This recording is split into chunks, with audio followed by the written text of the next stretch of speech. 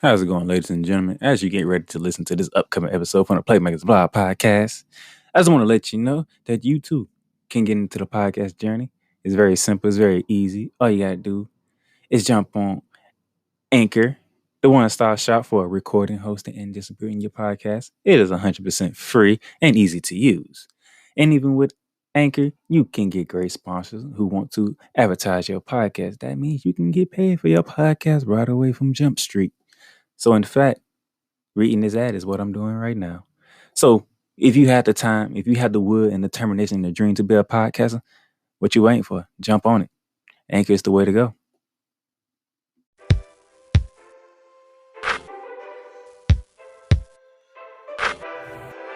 You ready? I'm ready.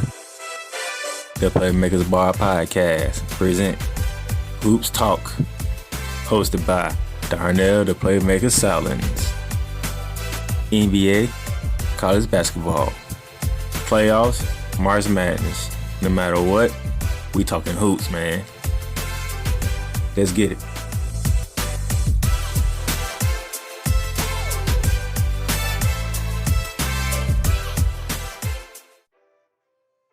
Ladies and gentlemen, how's it going? On this beautiful Wednesday's edition of Hoops Talk.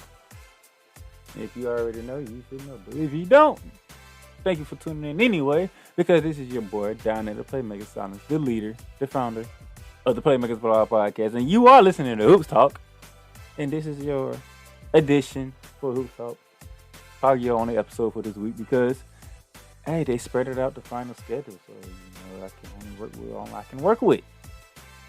So tonight is game 4 of a series that is 2-1 Phoenix Suns way.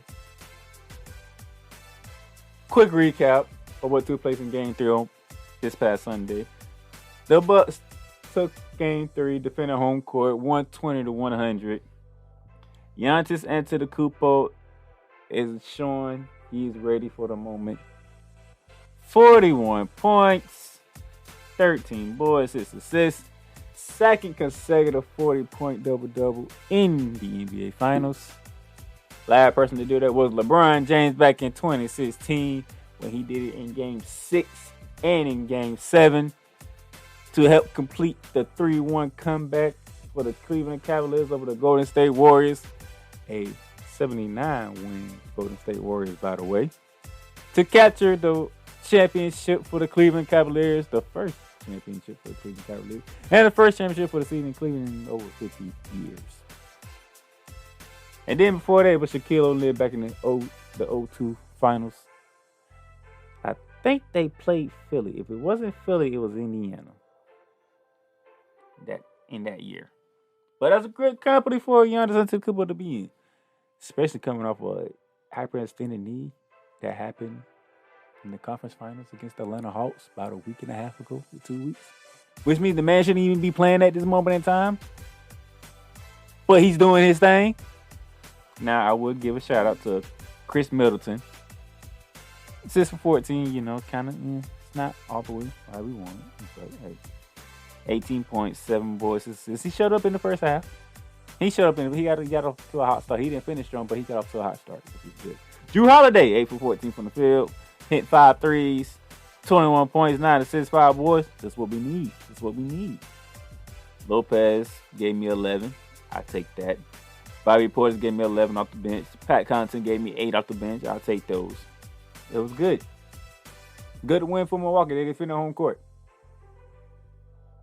They got to defend home court tonight, though. But hold on before we get to tonight. Not a good game for the Phoenix Suns. Devin Booker, 3 for 14. 1 for 7 from 3, 10 points. In 29 minutes. You want to play 29 minutes? I would shout out Monty Williams. That might have been a good move to pull him towards the end of the third quarter, not having him touch the court. Give him extra rest, so we'll see how he looks tonight. Chris Paul, 19 points, 9 assists. DeAndre Ayton, 18 points, 9 assists. He was in foul trouble. He picked up his 4th foul midway through the third. Picked up his 4th foul midway through the third. Picked up his 5th foul probably midway through the 4th or early 4th. And that was just it for DeAndre Ayton. Crowder showed up, gave you 18 points, gave you 6 threes. Matter of fact, all his points came from 3-point range, 6 from 7 from 3, 18 points. So you had that. Cam Johnson, hey man, Cam Johnson is a baller. I'm sorry.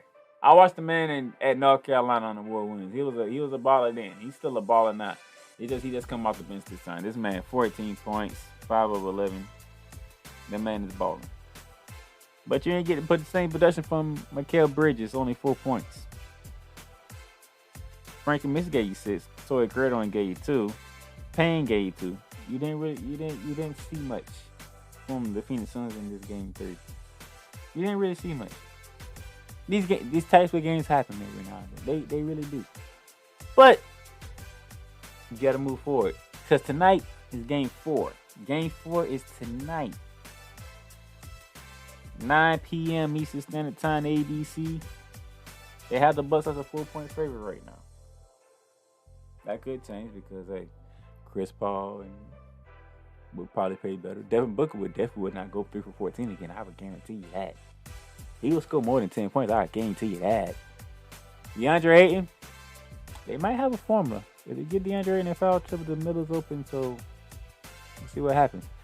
But here's the thing. The Milwaukee Bucks are dominating inside. Giannis is going crazy inside. Another shout out. Giannis hit 13 out of 17 free throws. He only missed 4 free throws in Game 3. That's great. But here's the thing. If the 3 balls isn't dropping for Phoenix, and you got Milwaukee dominating the inside, that could be a problem. Chris Paul and Devin Booker, they good at the mid-range game. They good at the mid-range. So yes. But Mikal Bridges, you only gave me 2. You only scored 4 points. You ain't really shoot the ball that much. Jay Crowder shot the ball. He said 6 or 7.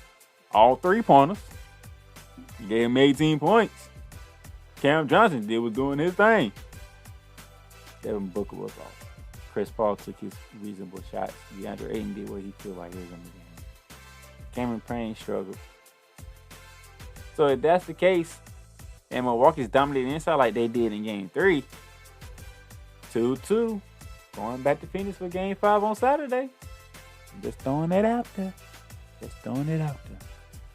But I believe Devin Booker will score more than 10 points. I believe Devin Booker will shoot better than 3 for 14. Chris Paul will lead his troops. The question will become, can Giannis, can Chris Middleton, can Jrue Holiday answer the call? Because Phoenix is finna push back.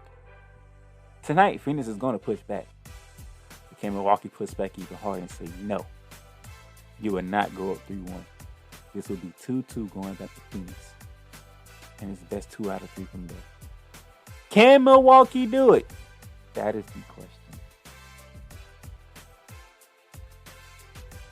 That's the question. Can they do it? We'll have to find out. We're going to have to see. Because if it's 2-2 going back to Phoenix, my prediction is still intact for Bucks in 6. But if it's 3-1 Phoenix, it's over.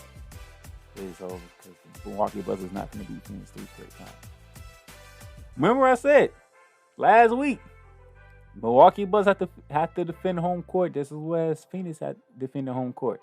They can't win Game 3 and lose Game 4. They can't lose Game 3 and win Game 4. They have to win Games 3 and 4. They won Game 3. The Bucks have to win Game 4 tonight, or it is a wrap. I don't give a damn what history said. I don't give a damn the fact that LeBron James and the Cavaliers did it to the Golden State Warriors in 2016. This Phoenix Suns team would not lose 3 in a row to the Milwaukee Bucks. They go up 3-1 by winning Game 3, by winning Game 4 tonight. It would not happen. Matter of fact, I don't even think they lost back-to-back games in this series. Or any series in these playoffs. I don't even think they even lost back-to-back games. I could be wrong. Somebody fact check me on that. I know they lost 2 to the Lakers. So was that back-to-back loss to the Lakers, or did they? I know they lost They lost one at home and later lost one on the road. But the losses come in games 2 and 3, because if not, they never lost back-to-back games in this whole playoff season. They only lost 4 games. They only lost 4.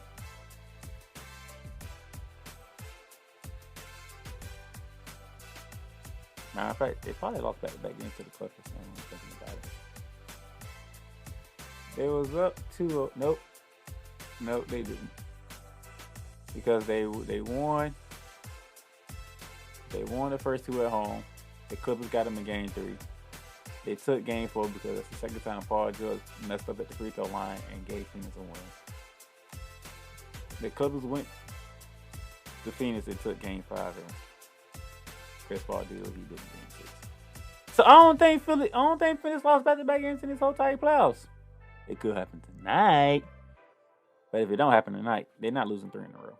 They're not. They're just not losing 3 in a row. So Milwaukee, you have to win tonight. There's no ifs, ands, or buts about it. You have to win tonight and go back to Phoenix. 2-2. There's no ifs, ands, or buts about it. There really isn't. It's not. There's no choice. Giannis is doing Giannis' thing. Chris Middleton, you're on the right path now. Game 3 was a good start, but you need to finish now. Drew Holiday, do what you did in Game 3. Duplicate what you did in Game 3. Brook Lopez, okay. You're making your minutes count. You ain't playing a lot of minutes, but you're making them count. That's what we need. We need you to make the minutes count. Bobby Portis, when you in there, make them count. Pat Connaughton, when you in there, make them count. Just like I said, Devin Booker. Trust and believe Devin Booker is not shooting the way he shot in Game 3. Let's believe Devin Booker might drop 20 on you. He might even go for 30. I'm just saying, Devin Booker is that type of player. Chris Paul, he gonna go for 20 and probably 12 assists tonight. DeAndre Ayton, we'll see. Because if you get DeAndre in the foul trouble like he did in Game 3, well, that's gonna limit him again. So, Mikal Bridges, is he gonna show up on the road? Can Drake Carter duplicate what he did in Game 3 to get you 15 to 18 points to add to the starts? Cameron Payne, what you gonna do? Cam Jordan has been consistent throughout these entire playoffs, so I expect the same from Cam Johnson. About 12 to 16. That's what I expect from Cam Johnson, about 12 to 16. Monty Williams, what you gonna do? Are you gonna get Devin Booker off early in this game this time? Or are you gonna go with the flow? What you gonna do? Let's see what kind of adjustment that you made, because you got your ass whipped by 20 in Game 3. By 20! 20! This is the largest playoff loss that y'all got in these playoffs. You got your ass whipped by 20. So what you gonna do, Monte Williams? Let's see what kind of adjustments you made. Don't get me started with Mike Goodman. You did good in Game 3, but can you do it again in Game 4? That's where we at. That's where we at right now. That's where we at. Alright? That's where we at. Now, I did say I was going to talk some men's USA basketball, some Olympic basketball, didn't I? Oh yeah, trust me and believe, I will do my best to cover the Tokyo Olympics for the men's. I'm going to try to do my best to cover the women's as well, because the women do need some love. Because the women have been dominating. I hope they continue to dominate. But for this part, we're going to talk about the men's basketball team.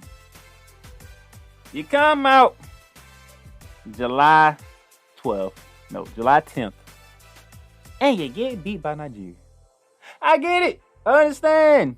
People are up in arms like, yo, we just lost to Nigeria. Like, I mean, what just happened here? Yeah, you lost to Nigeria, 90-87. I threw a post on social media. I'm like, hey, maybe the loss wasn't a bad thing. Maybe it was a wake-up call for them. Maybe they walked in and was like, man, we seen USA. Everybody feels the USA on the jersey. Nigeria said, no, we don't. Mike Brown had them boys ready to go. Mike Brown was like, nothing but 3 letters on their jersey. That's all it is. You ain't facing LeBron James. You ain't facing Dwayne Wade. You ain't facing Kobe Bryant. You ain't facing Vince Carter. Yeah, they got Kevin Durant. Okay, respect. Yeah, Damian Lillard, respect. Bradley Beal, respect. Do people really respect Zach LaVine? They should. Zach LaVine's a great player, but do they respect Zach LaVine? Do people shaking their boots when they see LaVine in the back of their jersey? Draymond Green. Do they fear the name Green on the back of their jersey? I like Draymond Green. Draymond Green's the type of business environment player that you want on the team. But do people fear Draymond Green? No. Bam Adebayo. Good player. Great player. Do they fear Bam Adebayo? No. No. I'm being realistic here. Think about it. Just because you're in the NBA doesn't mean people fear you. Okay?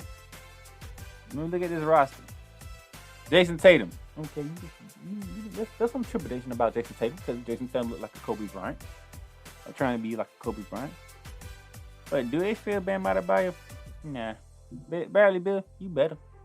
3-point shooter. When Devin Booker come around, they gonna feel Devin Booker because they watching Devin Booker in the finals. So they gonna feel Devin Booker. Kevin Durant, they feel Kevin Durant. Jeremy Grant, they don't feel Jeremy. Draymond Green, really don't feel Jeremy. Oh, Jrue Holiday, who's in the NBA Finals right now, they probably ain't gonna feel Jrue Holiday, but they gonna respect Jrue Holiday. Zach LaVine, they don't fear him. Damian Lillard, they fear him. Kevin Love, nah. Chris Middleton, they ain't gonna feel Chris Middleton. It was fast Chris Middleton, they ain't gonna fear him. Jason Tatum, you better have some problems. I mean, look at this roster. There's nobody to actually fear, to be honest. We fear Kevin Durant. We gonna respect Bradley Beal.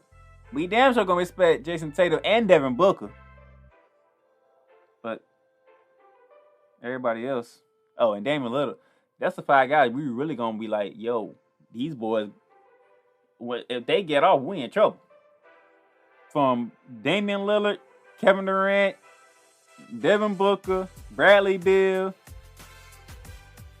Jason Tatum, if they get off, we in trouble. But Bam, all right, Bam, we respect Bam, but we ain't not in trepidation of Bam. Draymond Green, we respect Draymond Green, the defensive presence, the energy, but we don't fear Draymond Green. Jeremy Grant, okay, but we don't fear Jeremy Grant. Zach LaVine, athleticism, he can shoot the rock, but we don't fear Zach LaVine. Jrue Holiday, he's a dog. You know, he gets up in you. He puts that pressure on you, but we don't fear Jrue Holiday. Kevin Love, we don't fear Kevin Love. Chris Middleton, okay, he's streaky, but we don't fear Chris Middleton. That's all I'm saying. I mean, Pop, Steve Kerr, Lloyd Pierce, Jay White, they got their hands full because this roster doesn't put fear. The name USA is fearful because, yo, they've been kicking everybody's ass and like the Olympics since God knows when. When you look at the roster, if you're being completely honest, it's not a fearful team. Now, if you have LeBron James on there, you have a problem. You have James Harden on there, we have a problem. Put Kyrie Irving on there, we have a problem. You see what I'm saying? You just add them 3 right there, there's a problem. Everybody knows. You walk in, put Anthony Davis on there, there's a problem. You add them players to the roster, oh yeah, we damn sure going back for gold with no question. No question. Because you know what? People fear LeBron James. People fear Kyrie Irving. People fear James Harden. People fear Anthony Davis. You add them 4 guys to this roster with Damian Lillard, Kevin Durant, Jason Tatum, Bradley Beal. I mean, we got some fear going on. But we don't. So you know what? These countries ain't fearing the United States in these Olympics. They're not fearing them. And there's no fear right now. These teams feel like they can ball now. These teams feel like they can hang with the United States. Which, in a way, it is a bad thing because we've been so dominant. But in a way, it's a good thing because that means basketball is growing throughout the world. I mean, legit going throughout the world. Everybody knows how to play the game, but now other countries are getting in. Other countries are feeling That's my take on it. Right now. You can disagree with me or you can agree with me. Just let me know. I'm just saying. This roster don't put fear in these other countries and these other teams. There's no fear factor. Okay, Kevin Durant. Yeah, I got you. Yeah, that's a bad boy. Yeah, Bradley Beal. That's a bad boy. Whew, Jason Tatum. That's a bad boy. You know, Damian Lillard. That's a bad boy. I mean, but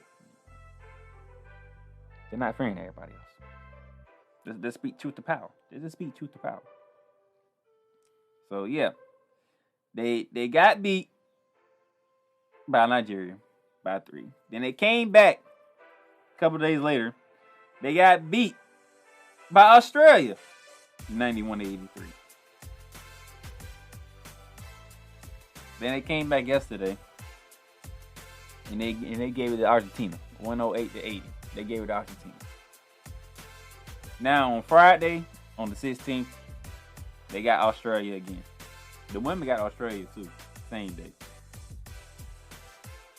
And then they come back on the 18th, and they got Spain, while the women play Nigeria. And then after that, after the 18th, it's off to Tokyo, where we will begin. We begin with the men's against France. As a fact, we are in. I just had it. Let me go back and find it. I think we are in Group A. Yep, we are in Group A. We got the Czech Republic, France, and Iran. That is our group. So we'll start off with France on the 25th. That will be a Sunday. And then we'll come back on Wednesday. We'll play Iran on the 28th. So get ready, man. Get ready, because it's about that time. It's about that time. Let me look at the ladies real quick and see when do they get started. Because when they get started, I am looking forward to the ladies continue their dominance. The ladies are in Group B. They got France. They got France, Japan, the host country, and Nigeria. And it should be something to watch. They will get theirs started. Their Olympics started on the 27th, which is a Tuesday, against Nigeria. And then they come back on the 30th on Friday against Japan. So, hey, it's about that time. Diana Taurasi, speaking of the women, Diana Taurasi will not be playing in the All-Star game against the All-Star team versus the USA team because she wants to be ready for the Olympics. I have no problem with that whatsoever. You get healthy, Diana Taurasi. I'm so happy and grateful that you and Sue Bird decided to lead this team one more time into the Olympics. Lead these girls to another goal and continue to dominating the country as you always been, ladies. You have faith. You have full faith in you, and we know that y'all will damn sure get the job done. The men, on the other hand, y'all got to show something. Kevin Durant, you're the head leader of this team. Damian Lillard, you're the leader of this team. Jason Tatum, you're the leader of this team. Let's get it done. Let's head to Tokyo. Hold on, let's finish off our last 2 episodes of the game. You got Australia again on Friday. And then you got Spain on Monday. Let's do what we got to do. Let's get this dub. Let's get these 2 dubs. And let's head to Tokyo and do what we got to do. And it's none of business, all right? That's all I got for you on today on this Hoops Edition. Hoops Talk Edition on Wednesday morning, July 14th, 2021. Out here in Jacksonville, Florida, down there, Playmaker Sound signing off. Until next time, I'll catch y'all guys later. Whew. I hope you guys enjoyed that episode as much as I enjoy bringing it to you. So if you want to stay updated and know when new episodes of Hoop Talks come out, subscribe and follow to the podcast. You can do this on Google Podcasts, Spotify, Speaker.com, or any of your favorite platforms, including iTunes/Apple Podcasts. And for those of you who are listening on iTunes and Apple Podcasts, go ahead and drop a rate and review of the podcast to let us know how we're doing and how we can improve. And for those of you who want to see any other podcasts that we got going on, go ahead and subscribe to our website, theplaymakersblog.com, and you can see all the podcasts that we do. Until next time for Hoops Talk, it's your boy, the Playmaker down there, Silent, signing off.